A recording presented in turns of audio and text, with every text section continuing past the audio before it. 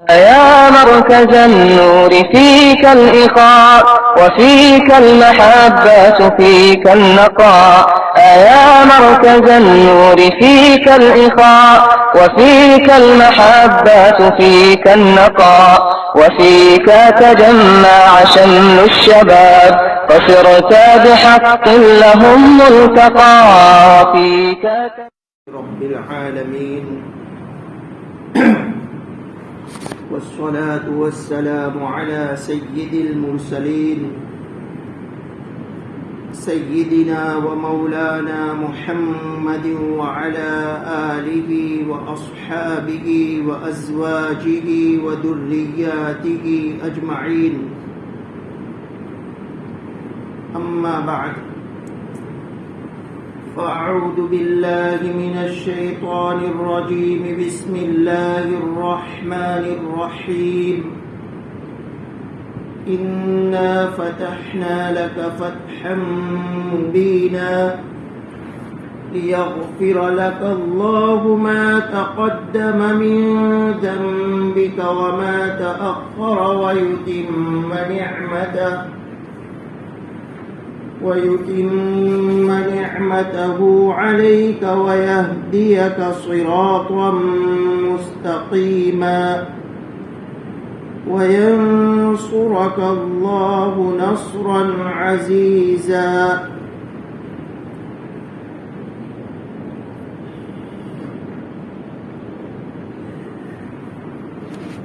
اے پیغمبر یقین جانو ہم نے تمہیں کھلی ہوئی فتح عطا کر دی ہے تاکہ اللہ تمہاری اگلی پچھلی تمام کوتاہیوں کو معاف کر دے اور تاکہ اپنی نعمت تم پر مکمل کر دے اور تمہیں سیدھے راستے پر لے چلے اور تاکہ اللہ تمہاری ایسی مدد کرے جو سب پر غالب آ جائے۔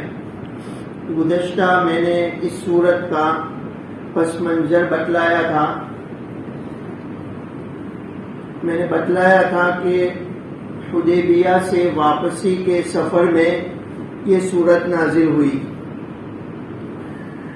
بہت سے صحابہ رضی اللہ عنہم اجمعین شدت جذبات میں صلح کی منفعت کی طرف ان کی نظر نہیں گئی تھی، یعنی صلح حدیبیہ کے موقع پر جو صلح ہوئی تھی اس میں کیا فائدے ہیں، کیا مسلمانوں کے لیے نفع ہے، اس کی طرف ان کی نظر نہیں تھی، اور اس صلح کو وہ شکست سمجھ رہے تھے، ہار سمجھ رہے تھے، مغلوبانہ صلح سمجھ رہے تھے، دب کر صلح ہو رہی ہے یہ سمجھ رہے تھے۔ اللہ رب العالمین نے فرمایا انا فتحنا لک فتحا مبینا، سفر میں ہی صورت نازل ہوئی، اے پیغمبر یقین جانو ہم نے تمہیں کھلی ہوئی فتح عطا کر دی ہے۔ صلح حدیبیہ کو فتح قرار دیا گیا۔ میں نے کل بتلایا تھا کہ میں بتلاؤں گا کہ کس کس پہلو سے صلح حدیبیہ فتح ہے، کس کس اینگل سے پہلو سے یہ صلح فتح ہے۔ نمبر 1، پورا پس منظر سامنے ہے اس لیے سمجھنا آسان ہوگا۔ مشرکین نے معاہدے کی یہ شرط رکھی تھی کہ آئندہ سال آپ عمرہ کرنے آئیں گے اور ہم 3 دن تک مکہ چھوڑ کر چلے جائیں گے، خالی کر دیں گے مکہ اور آپ آ جانا۔ یہ بھی ایک قسم فتح کا ایک پہلو ہے۔ فتح کا دوسرا پہلو یہ ہے کہ انہوں نے یہ شرط رکھی تھی کہ 10 سال تک ہم جنگ نہیں کریں گے، جنگ بندی کا اعلان۔ اس میں بہت بڑا فائدہ تھا مسلمانوں کا، قریش کی طرف سے اطمینان ہو گیا اور دین حق کی دعوت کے راستے میں جو رکاوٹ تھی وہ ختم ہو گئی۔ انہوں نے خود ہی شرط رکھی کہ 10 سال تک جنگ بندی کا اعلان، جنگ بند رہے گی، ہم آپس میں نہیں لڑیں گے۔ اس میں یہ فائدہ ہوا کہ قریش کی طرف سے اطمینان ہو گیا اور دعوت دین حق کی دعوت کے راستے میں جو رکاوٹ تھی وہ ختم ہو گئی۔ ایک شرط یہ تھی جس کی وجہ سے یہ صلح بہت زیادہ مغلوبانہ صلح نظر آتی تھی کہ اگر کوئی مسلمان مکہ سے مدینہ چلا ہے، کوئی آدمی ایمان لا کر مدینہ چلا ہے اور کفار مطالبہ کرے واپسی کا، تو اس کو واپس کرنے کے مسلمان ذمہ دار ہوں گے، اور کوئی مدینہ سے اگر مکہ چلا ہے اور مسلمان اس کو واپس کرنے کا مطالبہ کرے تو کافی لوگ اس کو واپس کرنے کے ذمہ دار نہیں ہوں گے۔ یہ شرط ایسی تھی جس کی وجہ سے یہ محسوس ہو رہا تھا کہ مسلمانوں نے جب تک صلح کی، حالانکہ اس شرط میں بھی مسلمانوں کا نفع تھا۔ وہ کس طرح؟ اگر کوئی آدمی مکہ سے مدینہ شریف پہنچتا تھا تو آپ صلی اللہ علیہ وسلم کی صحبت میں اس کا ایمان کامل ہو جاتا تھا۔ آپ صلی اللہ علیہ وسلم کی صحبت میں رہ کر اس کا ایمان کامل ہو جاتا تھا اور اسلامی زندگی کا وہ نمونہ بن جاتا تھا۔ اس کی زندگی اسلامی زندگی کی نمونہ بن جاتی تھی اور دعوت کی روح اس میں سرایت کر جاتی تھی۔ پھر جب کفار کے مطالبے پر اس کو واپس کیا جاتا تو مکہ میں وہ اسلام کا داعی بن کر رہتا تھا۔ مسلمانوں کا فائدہ ہے۔ بظاہر تو یہ شکست محسوس ہو رہی تھی، لیکن کتنا بڑا فائدہ کہ ایک آدمی مکہ سے مدینہ گیا، ایمان لے آیا، اللہ کے نبی صلی اللہ علیہ وسلم کی صحبت میں رہا، اس کا ایمان کامل ہو گیا، اس کی زندگی اسلامی زندگی کی نمونہ بنی، وہ اسلامی زندگی کا نمونہ بن گیا، اور پھر اس کو واپس کیا گیا کفار کے مطالبے پر، تو مکہ میں ایک اسلام کا داعی بڑھ گیا۔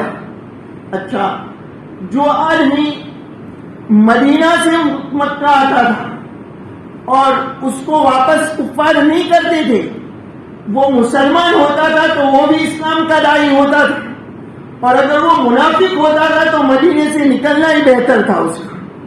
اگر وہ منافق ہوتا تھا تو مدینہ سے نکلنا ہی بہتر تھا۔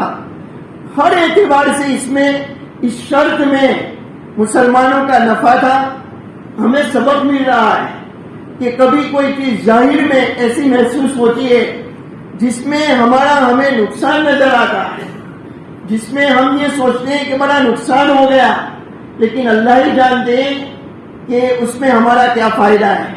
اللہ رب العالمین کی حکمتوں تک ہماری عقل کی رسائی نہیں ہوتی ہے۔ تو یہ جو شرط تھی کفار نے رکھی تھی کہ ہمارے مکہ سے کوئی آدمی اگر پہنچا مدینہ، اس کو واپس کرنا پڑے گا، مدینہ سے کوئی آئے گا ہم واپس نہیں کریں گے۔ تو مسلمان اللہ کے نبی کی صحبت میں رہ کر آتا تھا، ایمان کامل ہو جاتا تھا، اور وہ اسلام کا داعی بن کر مکہ میں رہتا تھا۔ یہ فائدہ ہی فائدہ تھا۔ اچھا، فتح کا ایک پہلو اللہ نے فرمایا کہ ہم نے آپ کو فتح مبین عطا فرمائی۔ فتح کا ایک پہلو یہ تھا کہ جب یہ صلح ہوئی تو بڑے بڑے جو لیڈر تھے ان کو صلح کی ٹھنڈی فضا میں غور کرنے کا موقع ملا، معاملے پر ان کو غور کرنے کا موقع ملا، کیونکہ صلح کی اب جنگ بن تھی، تو انہوں نے سوچا، معاملے پر غور کیا، جس کے نتیجے میں بہت سے لوگ ایمان لے آئے۔ خالد بن ولید رضی اللہ عنہ اس صلح کے نتیجے میں ایمان لائے۔ عمرو ابن عاص رضی اللہ تعالیٰ عنہ اس صلح کے نتیجے میں ایمان لے آئے۔ خالد بن ولید فوجی کمانڈر تھے، عمرو ابن عاص سیاست میں اول درجے کے ماہر تھے، وہ ایمان لائے اور انہوں نے اپنی زندگی اسلام کے لیے وقف کر دی۔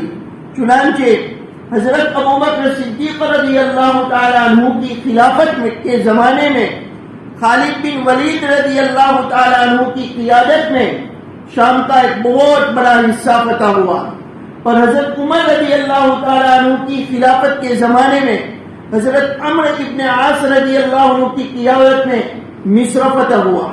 تو ایسے ایسے لوگ ایمان لے آئے، ان کو غور کرنے کا، سوچنے کا معاملے میں غور و فکر کرنے کا امکان پیدا ہوا اور اس صلح کے نتیجے میں وہ ایمان لے آئے.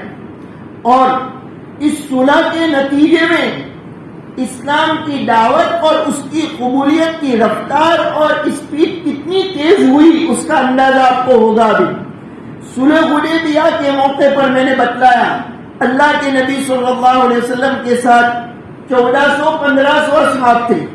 آپ صلی اللہ علیہ وسلم کے ساتھ جو تھے وہ 1400-1500 کے درمیان تھے.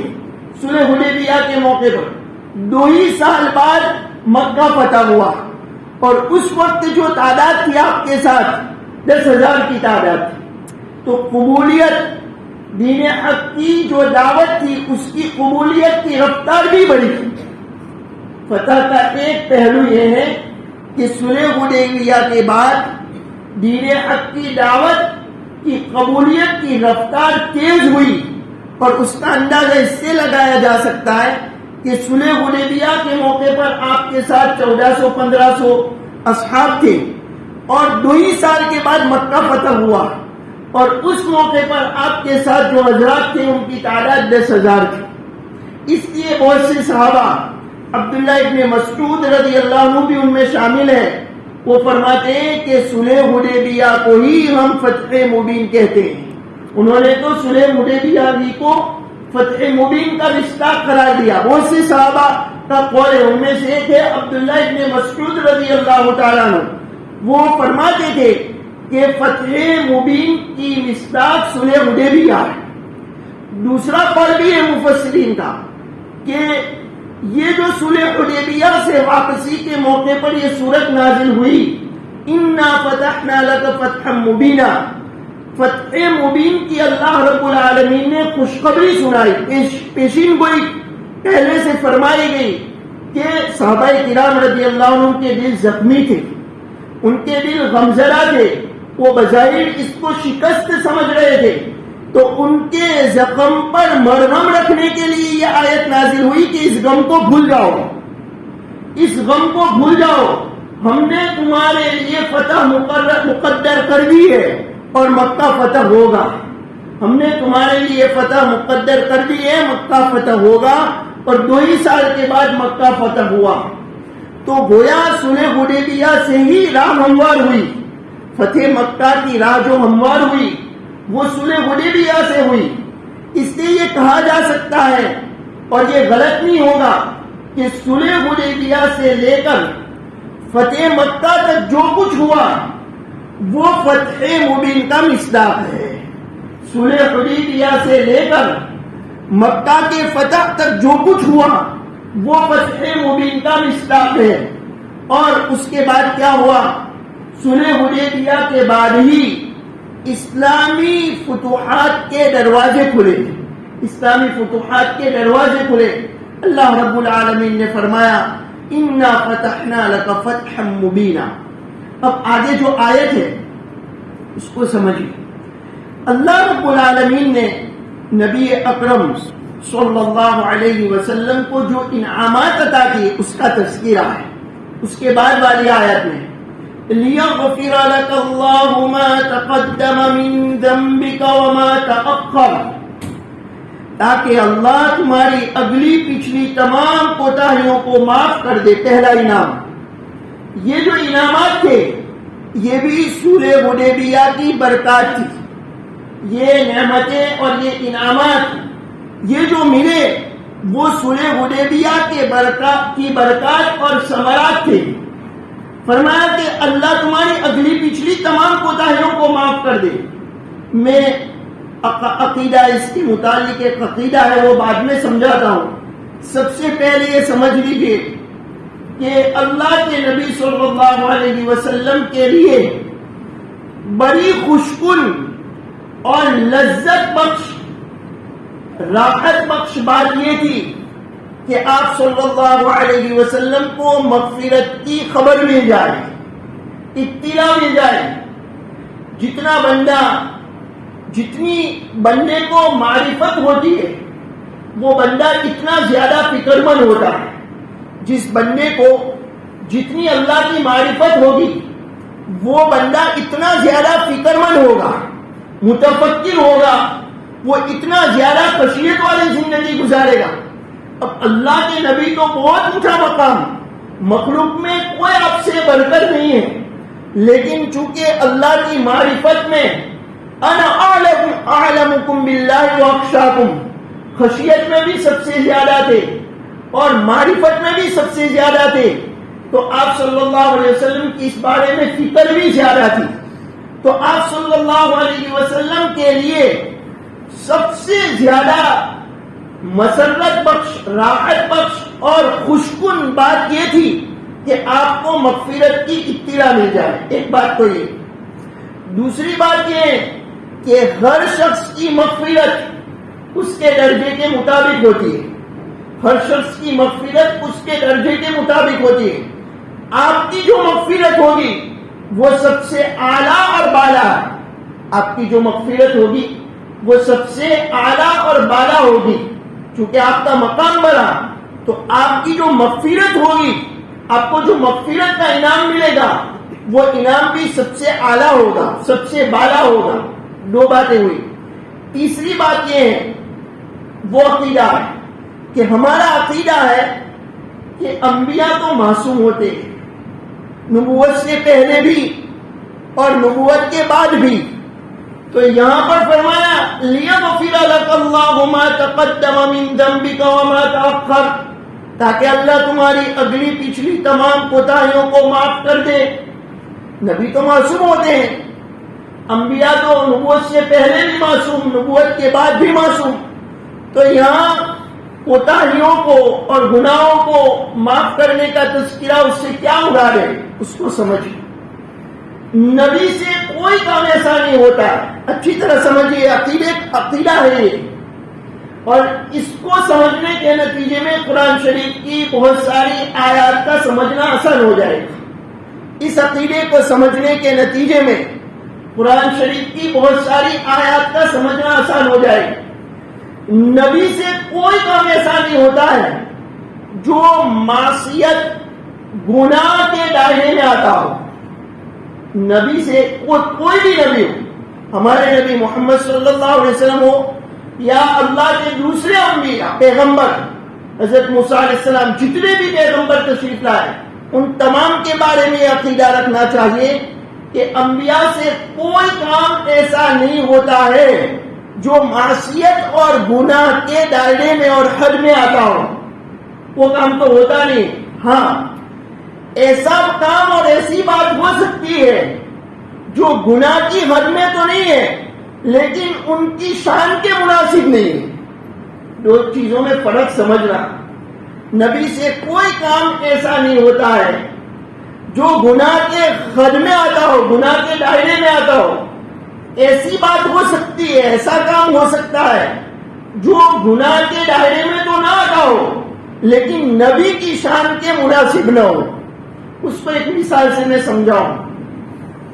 اللہ کے نبی صلی اللہ علیہ وسلم ایک مرتبہ جو لیڈر تھے مکہ کے ان کو دعوت دے رہے تھے اور عبداللہ ابن ام مکتوم رضی اللہ تعالیٰ عنہ خدمت اقدس میں حاضر ہوئے. ان کو کچھ پوچھنا تھا، معلوم کرنا تھا. اللہ کے نبی صلی اللہ علیہ وسلم مشغول تھے دین حق کی دعوت میں. یہ نابینا تھے، ان کو معلوم نہیں ہوا کہ کس کو دعوت دے رہے ہیں.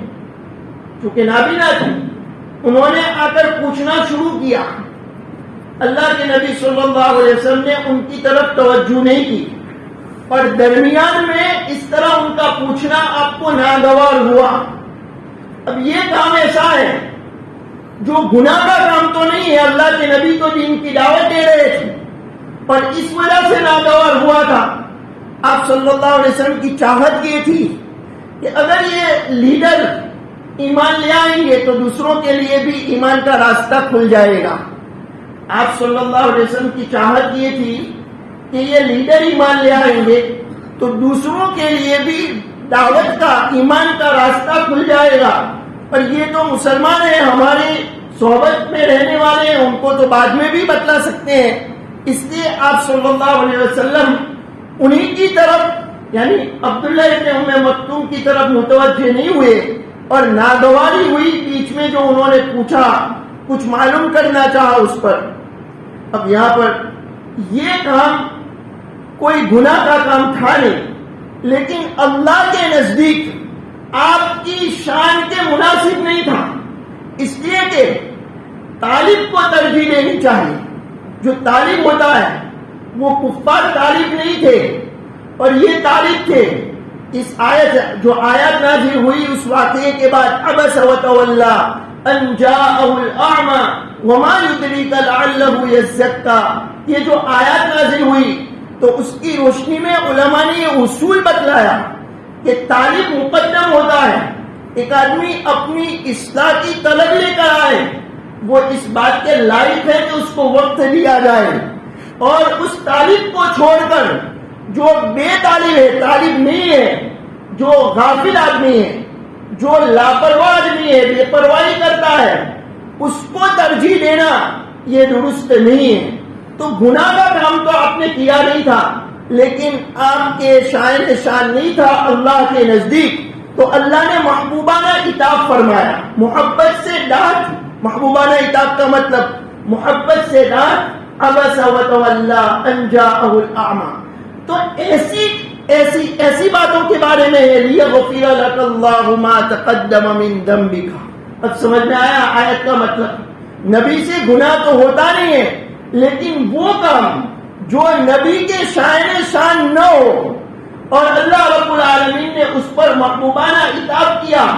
اللہ کے نبی صلی اللہ علیہ وسلم ایسے کاموں پر بھی مغفرت طلب کرتے تھے۔ اللہ کے نبی صلی اللہ علیہ وسلم کا مقام اتنا اونچا تھا کہ اس کے بارے میں بھی اتنے متفکر اور فکر مند رہتے تھے کہ ہم بڑے بڑے گناہ کرنے کے بعد بھی اتنے فکر مند نہیں رہتے۔ ایسے کام جو آپ کی شان نہیں تھے، ایسے کاموں کے بارے میں آپ صلی اللہ علیہ وسلم اتنے متفکر اور فکر مند رہتے تھے کہ ہم بڑے بڑے گناہوں کے بعد بھی اتنے فکر مند نہیں رہتے ہیں۔ اور آپ صلی اللہ علیہ وسلم کا معمول تھا کہ استغفار کیا کرتے تھے، مغفرت طلب کیا کرتے تھے۔ تو یہ جو فرمایا لیغفر لک اللہ ما تقدم من ذنبک وما تأخر، تاکہ اللہ تمہاری اگلی پچھلی تمام کوتاہیوں کو معاف کر دے۔ ان کوتاہیوں سے مراد وہ ہے جو میں نے بتلایا کہ جو گناہ نہیں، جس کو ہم گناہ کہتے ہیں وہ نہیں، بلکہ وہ کام جو گناہ کے دائرے میں تو نہیں آتا ہے لیکن نبی کے شان نہیں ہوتا ہے، اس کے بارے میں اللہ نے فرمایا تاکہ اللہ تمہاری اگلی پچھلی تمام کوتاہیوں کو معاف کر دے۔ یہ اتنا بڑا انعام ہے مغفرت، کہ کامل مغفرت کا ظہور تو آخرت میں ہوگا، لیکن اس کو پہلے ذکر کیا۔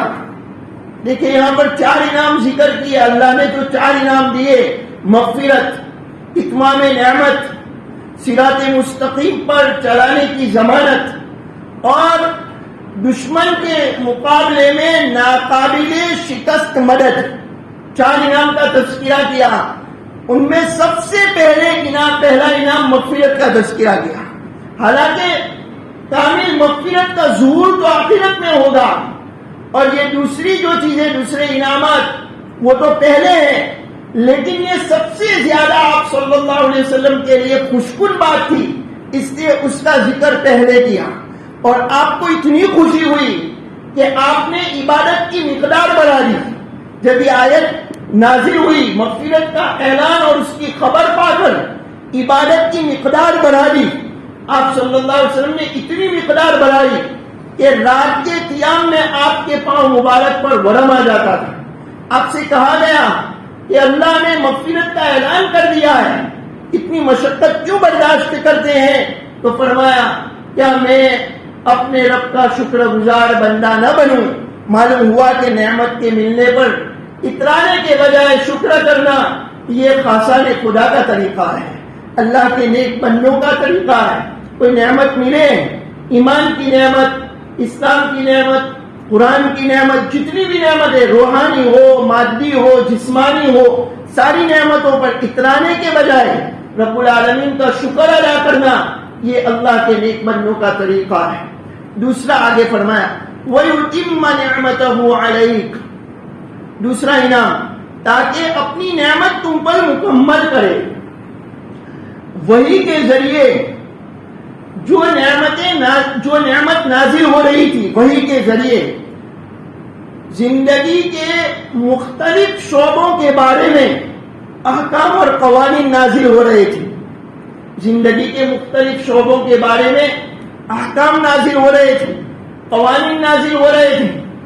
وحی کے ذریعے جو نعمت نازل ہو رہی تھی، خوشخبری سنائی گئی کہ اس کا اتمام ہوگا، اس کی تکمیل ہوگی، اور اشارہ بھی ہو گیا کہ آپ صلی اللہ علیہ وسلم کو وہاں تک تکمیل ہونے تک دنیا میں رکھا جائے گا. وَيُتِمَّ نِعْمَتَهُ عَلَيْكَ، اشارہ بھی کر دیا کہ اس نعمت کی تکمیل تک آپ صلی اللہ علیہ وسلم کو دنیا میں رکھا جائے گا. چنانچہ اس آیت کے نازل ہونے کے بعد وحی کے ذریعے جو نعمت نازل ہوتی تھی وہ برابر نازل ہوتی رہی، احکام اور قوانین نازل ہوتے رہے، یہاں تک کہ حجۃ الوداع کے موقع پر وہ آیت نازل ہوئی، اليوم اکملت لکم دینکم واتممت علیکم نعمتی ورضیت لکم الاسلام دینا. دوسری نعمت، تیسری نعمت، وَيَهْدِيَكَ صِرَاطًا مُسْتَقِيمًا، اور تمہیں سیدھے راستے پر لے چلے. آپ صلی اللہ علیہ وسلم تو سیدھے راستے پر تھی، لیکن آپ صلی اللہ علیہ وسلم کو اللہ رب العالمین نے خوشخبری سنائی کہ اس پر استقامت آپ کو ملتی رہے گی، آپ اسی پر ثابت قدم رہیں گی، اس پر چلنے کی توفیق ملتی رہے گی. شیطان اور نفس کی شرارتوں سے آپ کی حفاظت ہوگی، شیطان کی شرارتوں سے آپ کی حفاظت ہوگی. یعنی آپ صلی اللہ علیہ وسلم تو معصوم تھے، آپ کا نفس جو تھا وہ تو نفس امارہ تھا نہیں، لیکن شیطان کی جو شرارت ہے اس سے بھی آپ کی حفاظت ہوگی. فرمایا کہ صراط مستقیم جو بہت بڑی نعمت ہے، اس پر چلنے کی توفیق، یہ آپ کو اس پر چلنے کی توفیق ملتی رہے گی. یہ کتنی بڑی نعمت ہے کہ ہر فرض نماز میں سورہ فاتحہ پڑھنے کا، ہر نماز میں بلکہ، اور ہر نماز کی ہر رکعت میں سورہ فاتحہ پڑھنے کا حکم دیا گیا. اس میں سب سے پہلے اللہ کی تعریف ہے، پھر توحید کا اقرار ہے، اور اس کے بعد بندہ کیا دعا کرتا ہے، اہدنا الصراط المستقیم، کہ اللہ ہمیں سیدھے راستے پر چلا دیجیے. تو اللہ کے نبی صلی اللہ علیہ وسلم کے لیے یہ بھی بہت بڑا انعام تھا کہ اللہ رب العالمین نے جس صراط مستقیم پر آپ صلی اللہ علیہ وسلم کو چلایا، اللہ نے ضمانت دے دی کہ اس پر آپ چلتے رہیں گے، آپ اس پر ثابت قدم رہیں گے، آپ کو توفیق ملتی رہے گی. چوتھا انعام، وَيَنْصُرَكَ اللَّهُ نَصْرًا عَزِيزًا، اللہ تمہاری ایسی مدد کرے جو سب پر غالب آ جائے، ناقابل شکست مدد کریں گے. یہ اللہ کا چوتھا انعام تھا. صلح حدیبیہ کے موقع پر تو مکہ والوں نے راستہ روکا تھا اور عمرہ کرنے نہیں دیا، اس سال واپس چلے جاؤ. اللہ رب العالمین نے فتح کی پیشین گوئی فرمائی، بشارت اور خوشخبری سنائی کہ اس صلح حدیبیہ کے بعد اس میں اشارہ ان تمام فتوحات کی طرف ہے، اور خاص کر فتح مکہ کی طرف اشارہ ہے کہ اس موقع پر تو انہوں نے راستہ روکا، آئندہ جب مکہ فتح ہوگا تو وہ راستہ بھی نہیں روک سکیں گے. ایسی اللہ آپ کی مدد کریں گے جو سب پر غالب آ جائے. اللہ تمہاری ایسی مدد کرے، نصر عزیزہ، جو ناقابل شکست ہوگی، دشمن تمہارا راستہ روک نہیں سکے گا. اشارہ فتح مکہ کی طرف ہے، دوسری فتوحات کی طرف بھی ہے، خاص کر فتح مکہ کی طرف، کہ اس موقع پر تو دشمن نے تمہارا راستہ روکا، لیکن فتح مکہ کی ہم خوشخبری دے رہے ہیں، فتح مکہ کی بشارت دے رہے ہیں کہ عنقریب مکہ مسلمانوں کے زیر اقتدار اور زیر انتظام آئے گا اور دشمن راستہ نہیں روک سکے گا. اور ایسا ہی ہوا. 6 ہجری میں صلح حدیبیہ ہوئی اور 2 ہی سال کے بعد سن 8 ہجری میں مکہ المکرمہ فتح ہوا، اور کوئی دشمن اور بڑے سے بڑا کافر بھی وہ مسلمانوں کا راستہ نہیں روک سکا.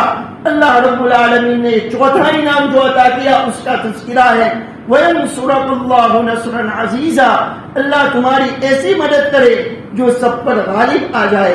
اللہ رب العالمین قرآن شریف کو سمجھنے کی اور قرآن شریف پر عمل کرنے کی توفیق عطا فرمائے، اور اللہ رب العالمین موت تک اس کو سمجھنے سمجھانے میں عمل کرنے میں اس کی دعوت کو عام کرنے میں مشغول رہنے کی توفیق عطا فرمائے۔ اللہ ہمارا یہ سمجھانا سمجھنا جمع ہونا اپنے فضل و کرم سے قبول فرمائے۔ اللہ افہام و تفہیم آسان کرے اور کوئی غلط بات کہنے سے، تفسیر بھی رائے سے، غلط مطلب بیان کرنے سے، اللہ کے نبی کی طرف غلط بات منسوب کرنے سے اللہ ہماری اور ہماری نسلوں کی حفاظت فرمائے۔ صحیح طور پر صحیح بات عرض کرنے کی اللہ توفیق عطا فرمائے۔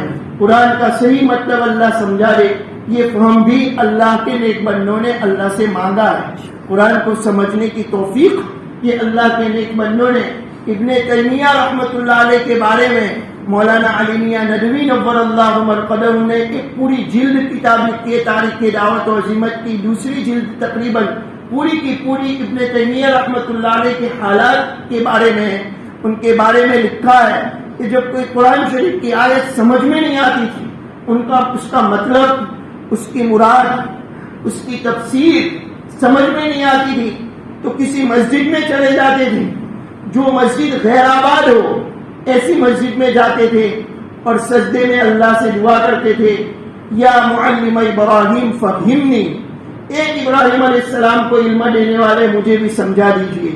ابن تیمیہ کا یہ معمول تھا، مولانا علی میاں ندوی رحمۃ اللہ علیہ نے نقل کیا ہے۔ علم دینے والی ذات صرف ایک ہی ہے، وہ اللہ کی ذات ہے، اور علم ایسی دولت ہے، علم ایسی دولت ہے، دیکھیے سمجھیے ہماری نسلیں اس دولت سے محروم ہو رہی ہے، اس لیے میں آج کل اس کو بہت اس پر زور دیتا ہوں۔ علم ایسی دولت ہے، اللہ نے اپنے پاک پیغمبر اور سب سے اونچے درجے کے پیغمبر محمد صلی اللہ علیہ وسلم کو حکم دیا، وَقُلْ رَبِّ زِدْنِي عِلْمًا، قرآن کی آیت ہے 16ویں پارے میں، آپ دعا کیجئے، اللہ نے حکم دیا، وَقُلْ، آپ دعا کیجئے، رَبِّ زِدْنِي عِلْمًا، اے میرے رب میرے علم میں اضافہ کر دیجئے، میرے رب میرے علم میں اضافہ کر دیجئے۔ کتنی بڑی دولت ہے کہ اللہ حکم دے رہے ہیں، اور کس کو حکم دے رہے ہیں؟ اللہ کے نبی کو حکم دے رہے ہیں۔ اس دولت سے ہماری نسلیں محروم ہو رہی ہے۔ اللہ یہ بات سمجھا رہے اور ہماری نسلوں کو اس علم کے لیے، اس کی اشاعت کے لیے، قرآن اور حدیث اور فقہ اور دین کی خدمت کے لیے اللہ قبول کر لے۔ سبحان اللہ و بحمدہ، سبحانک اللہم و بحمدک، ونشہد ان لا الہ الا انت، نستغفرک ونتوب الیک۔